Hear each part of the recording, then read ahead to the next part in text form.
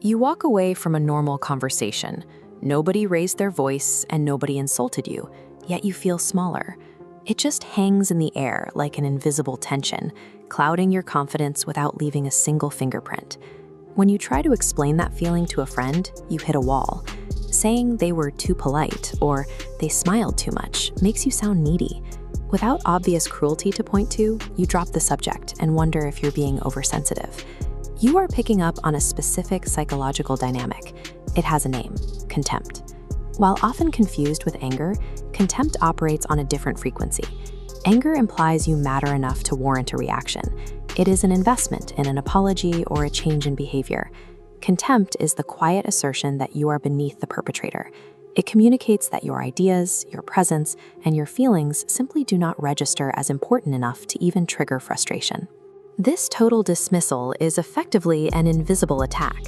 It leaves you with no overt hostility to point to and no clear argument to defend yourself against.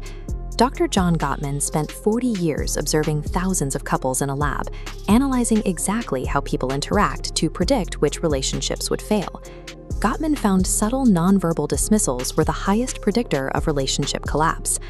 Plotted here, as dismissals rise, the target's body enters a chronic stress response. The data reveals a direct link to a compromised immune system, resulting in more sick days.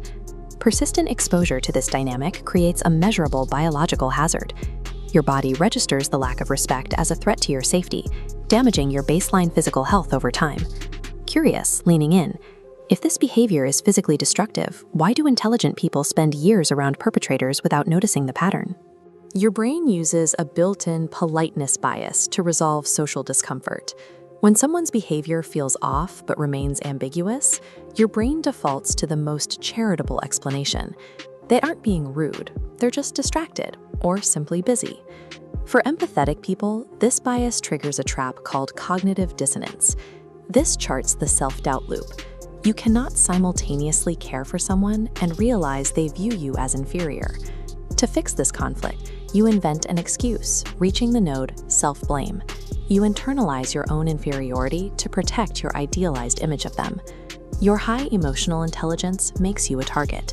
Being better at seeing things from someone else's perspective provides you with endless material to justify their dismissive behavior. To break that loop, you have to bypass the excuses and identify the specific external tactics.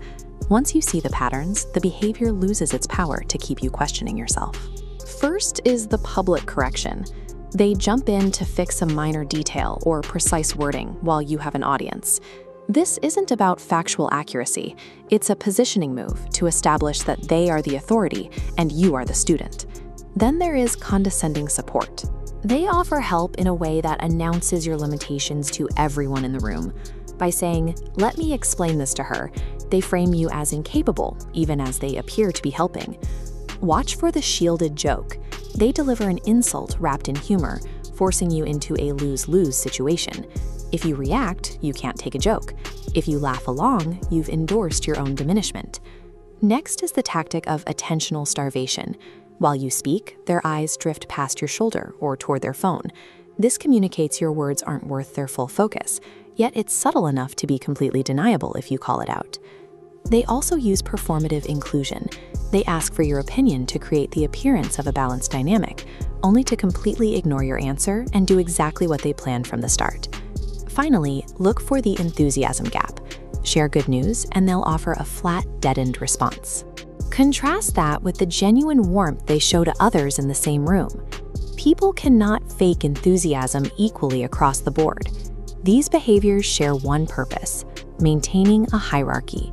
They are quiet power moves designed to keep you diminished without the risk of an overt confrontation.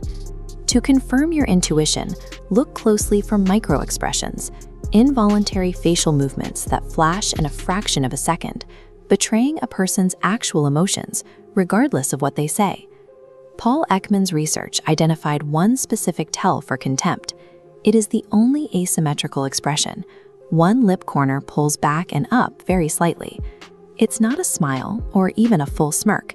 It's a fleeting flicker of muscle. Your brain catches that flicker, even when you can't name it. That uneasy feeling you walk away with is your nervous system correctly logging that microexpression. This need to suppress others usually stems from the perpetrator's own deep-seated insecurity. To them, your success or presence is a threat that must be managed by keeping you slightly diminished. Contempt is a tool for the perpetrator to manage their own internal deficits. Their behavior is a habit they brought into the room, entirely divorced from your actual worth. Directly confronting these tactics is often a trap. Because they rely on plausible deniability, the perpetrator can simply claim you are overreacting. Your first defensive move is to stop providing the charitable excuses. Stop filling in the blanks for them. When a dismissal happens, simply name it internally and let the awkwardness of their behavior exist without trying to fix it. Audit your relationships based on how you feel after leaving the room. Your nervous system keeps score. If you consistently feel drained or less than after an interaction, that is data you can no longer ignore. Redirect your energy toward people who demonstrate the opposite behaviors, those who listen when they ask a question and show genuine warmth when you share good news. Understanding these dynamics validates your physical intuition. You were never imagining it. Your internal alarm system was reading the room correctly all along.